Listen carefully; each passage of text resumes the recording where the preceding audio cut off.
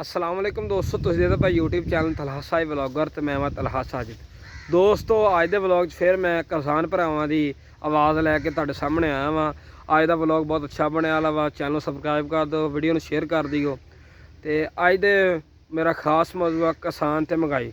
दोस्तों मिल्ला वाले ने पहला किसानां कोलों 250 मन गन्ना खरीदिया तो किसानां नूं कहा तुहानूं चीनी 80 रुपए किलो मिलेगी, लेकिन उही गन्ने की रौह कढ़ के ਜ਼ਿਮੀਦਾਰਾਂ ਨੂੰ ਜਿਹੜੀ चीनी आ वो 200 रुपए मिल रही है। क्यों कि स्टाकिया ने स्टाक कर ली चीनी तो मार्केट चीनी महंगी हो गई। दोस्तों आए रोज़ सोशल मीडिया देख रहे हैं इंतजामिया पुलिस वाले गोदामां ते छापा मारते हैं तो मना के हिसाब नाल चीनी बरामद करा रहे हैं।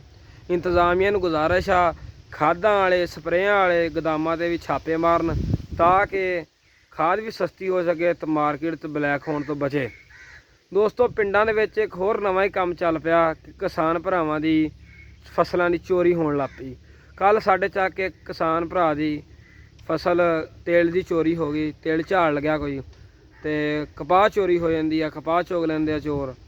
तो बहुत ही हालात खराब है। चलो छोटी चोरी की तो कोई गल नहीं, जिदा पट्ठे लै गया या तूड़ी लै गया, लेकिन जदों तेल जड़िया वो 18,000 नूं माण आ तो एड्डी वड्डी चोरी तो किसान बर्दाश्त नहीं कर सकता, क्योंकि हालात ही इदां दे, महंगाई बहुत हो गई आ, खर्चे वध गए आ, डीजल भी बहुत महंगा हो गया, पेट्रोल भी महंगा हो गया तो फसल की पूरा रेट नहीं मिलता किसान नूं। फिर तो आपां लोगों ने ही किसान की आवाज़ नूं वड्डे हुक्मरानां तक पहुँचाउणा वा ताकि वो इन्हां दे खिलाफ कोई एक्शन लै सकन, जिहड़े कब्जा माफिया वा।